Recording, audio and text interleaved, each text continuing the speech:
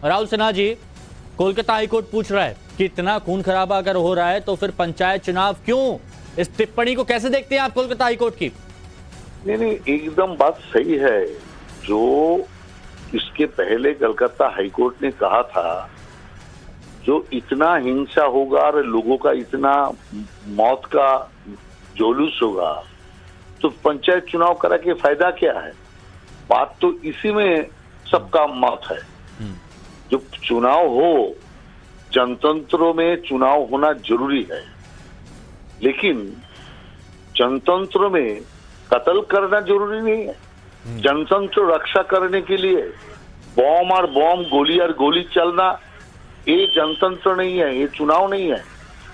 पश्चिम बंगाल में एक लोकल चुनाव है, उसको लेके ऐसा हो रहा है।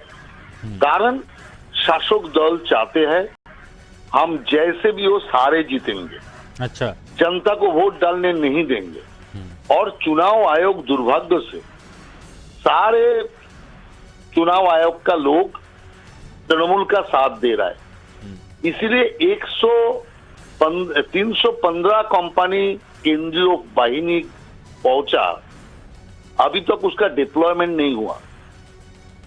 केंद्रीय सरकार को चिट्ठी देना पड़ा, जो हमारा आदमी को कहा डिप्लॉयमेंट किया आप लोग, और उसी से नाराज हो जाते हैं। क्यों नाराज होगा? मुफ्त में भेजा केंद्रीय बाहिनी, कोई चार्ज नहीं किया, पैसा नहीं लिया, तो ऐसे ही भेज देंगे। कोई डिप्लॉयमेंट नहीं होगा, कोई काम नहीं होगा, सिर्फ शक्ल दिखाने के लिए भेजा है क्या?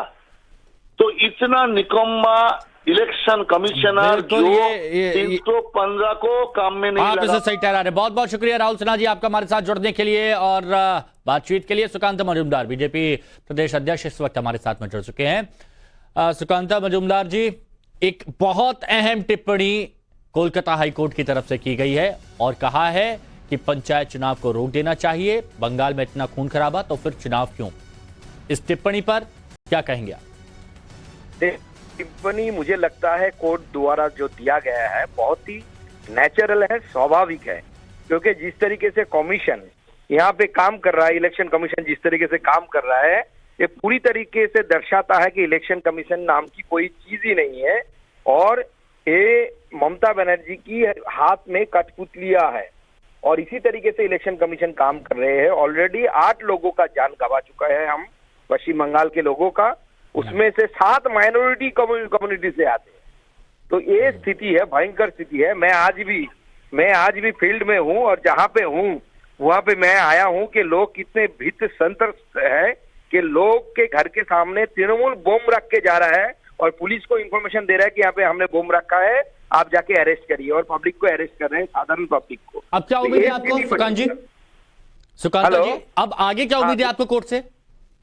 हेलो, हाँ बोलिए सुकांता जी, अब कोर्ट से आपको आगे क्या उम्मीद है?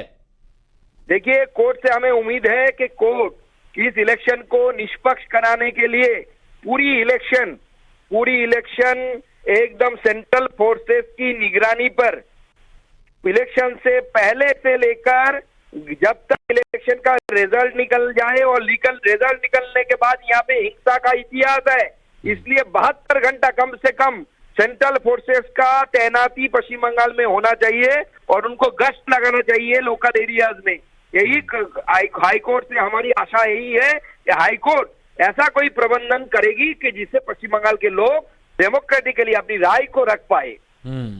शुक्रिया सुकांता मजूमदार जी आपका जुड़ने के लिए, हमारे साथ अपनी बात रखने के लिए। तो अब उम्मीद यही है बीजेपी को कि एक ऐसी पद्धति से चुनाव होंगे जहां पर सब पारदर्शिता होगी, कोई डराना धमकाना नहीं होगा। गौरव हमारे सहयोगी हमारे साथ जुड़े हुए हैं। गौरव, जैसे ही कोलकाता हाईकोर्ट की टिप्पणी आई, बीजेपी को बल मिला।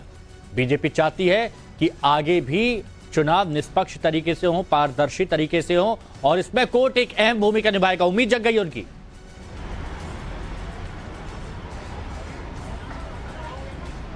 बिल्कुल, देखिए कोर्ट इसमें बहुत अहम भूमिका निभा सकती है और कलकत्ता हाईकोर्ट की जो टिप्पणी है वो दिखाती है कि कहीं ना कहीं पंचायत चुनाव को लेकर पश्चिम बंगाल में स्थितियां जो हैं वो सामान्य नहीं। हमने देखा कि इससे पहले भी ये मामला सुप्रीम कोर्ट तक पहुंचा, जहां पर केंद्रीय बलों की तैनाती को लेकर जो है एक विवाद खड़ा हुआ था।